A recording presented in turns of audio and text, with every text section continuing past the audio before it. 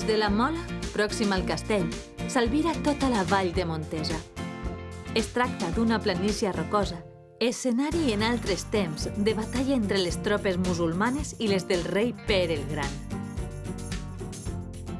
És una de les escoles esportives d'escalada més visitades de la província de València, a causa del bon equipament del qual disposa, la benevolència dels graus de les vies i el peu còmode, fent de Montesa un lloc idoni per a iniciar-se al món de l'escalada esportiva.